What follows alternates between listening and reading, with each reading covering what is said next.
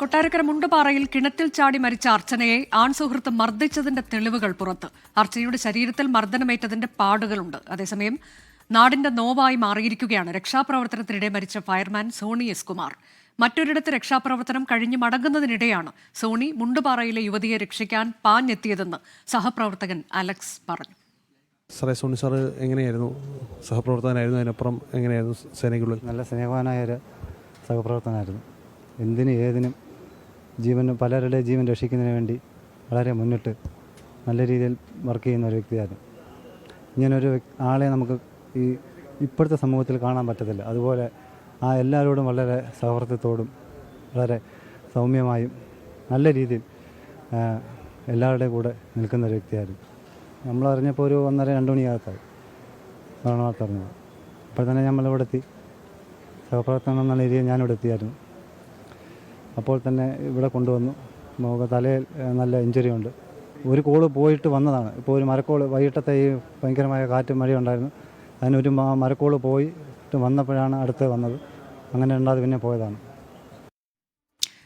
സുജിത് സുരേന്ദ്രൻ വിശദാംശങ്ങളുമായി. സുജിത്ത് വളരെ ആത്മാർത്ഥതയോടെ ജോലി ചെയ്തിരുന്നയാളാണ്. കഴിഞ്ഞ 8 വർഷമായി സർവീസിലുണ്ട്. അവസാന നിമിഷവും അദ്ദേഹം അങ്ങനെ തന്നെയായിരുന്നു. ആത്മാർത്ഥതയോടെ തന്നെ മറ്റൊരു ദൗത്യം പൂർത്തിയാക്കി ഇങ്ങോട്ടേക്ക് പാഞ്ഞെത്തുകയായിരുന്നുവെന്ന് സഹപ്രവർത്തകർ അദ്ദേഹത്തെ അനുസ്മരിക്കുകയാണ്. ഇപ്പോൾ എന്തൊക്കെയാണ് ഇനിയും അവിടെ നിന്ന് നൽകാനുള്ള വിവരങ്ങൾ?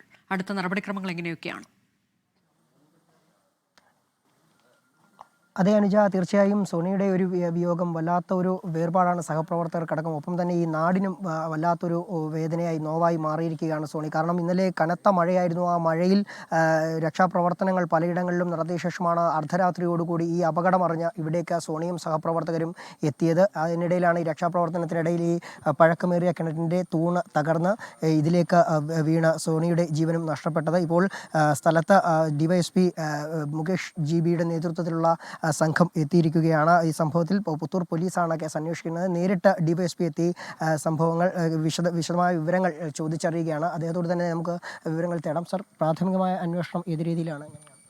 പ്രാഥമിക അന്വേഷണം ഇപ്പോൾ നമ്മൾ ഇൻക്വസ്റ്റ് നടപടികൾക്കായി കൊട്ടാരക്കര താലൂക്ക് ആശുപത്രിയിൽ ഫയർഫോഴ്സ് ഉദ്യോഗസ്ഥനായ സോണിയുടെയും അതുപോലെ അർച്ചനയുടെയും മൃതശരീരം കൊട്ടാരക്കര താലൂക്ക് ആശുപത്രിയിൽ സൂക്ഷിച്ചിരിക്കുകയാണ്. പുത്തൂർ പോലീസ് ഇൻക്വസ്റ്റ് നടപടികൾക്കായി അങ്ങോട്ട് പോകുന്നുണ്ട്.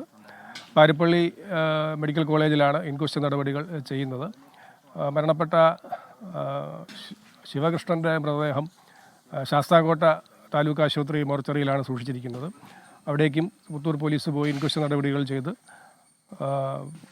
പാരിപ്പള്ളി മെഡിക്കൽ കോളേജിലേക്കാണ് ഇൻക്വസ്റ്റിന് വേണ്ടിയിട്ട് അയക്കാൻ ഉദ്ദേശിക്കുന്നത്. ഇനി നാട്ടുകാരിൽ നിന്നും കൂടുതൽ വിവരങ്ങളും തെളിവെടുപ്പുകളും നടത്തിയിട്ട് മറ്റ് അന്വേഷണം ആയിട്ട് മുന്നോട്ട് പോകും. ഈ ശിവകൃഷ്ണൻ അർച്ചനയെ മർദ്ദിച്ചതിൻ്റെ ഒരു ഫലമായിട്ട് അർച്ചന രാത്രിയോടുകൂടി കിണറ്റിൽ ചാടിയെന്നാണ് അർച്ചനയുടെ മക്കളിൽ നിന്നും അതുപോലെ നാട്ടുകാരിൽ നിന്നുമൊക്കെ മനസ്സിലാക്കാൻ സാധിച്ചിട്ടുള്ളത്.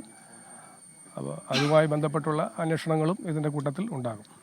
അതെ അനുജ, ഏതായാലും അർച്ചനയുടെ മക്കളുടെ മൊഴി പോലീസ് രേഖപ്പെടുത്തുകയാണ്. ഒപ്പം തന്നെ നാട്ടുകാരുടെ അടക്കം മൊഴി രേഖപ്പെടുത്തി കഴിഞ്ഞു. ഇതൊരു പഞ്ചായത്ത് കിണറായിരുന്നു. ആ പഞ്ചായത്ത് കിണറാണ് ഈ വസ്തു സ്വകാര്യ ഭൂമിയിലേക്ക് വന്നതോടുകൂടിയാണ് ആ കിണർ മാറിയത്. നേരത്തെ ഇത് പഞ്ചായത്ത് കിണർ, വളരെയേറെ ആഴമുള്ള ഒരു കിണറാണ്. ഏതായാലും ഇപ്പോൾ ശരി, മുണ്ടുപാറയിൽ നിന്ന് സുജിത് സുരേന്ദ്രനാണ് തത്സമയം വിവരങ്ങൾ നൽകിയത്. ലോകത്തെവിടെയായാലും ഏത് സമയത്തും 24 വാർത്തകളും ഓഗ്മെന്റഡ് റിയാലിറ്റി പാക്കേജുകളും എക്സ്പ്ലെയിനറുകളും വിശദമായി കാണാൻ ഞങ്ങളുടെ YouTube ചാനൽ നിങ്ങൾക്ക് സബ്സ്ക്രൈബ് ചെയ്യാം.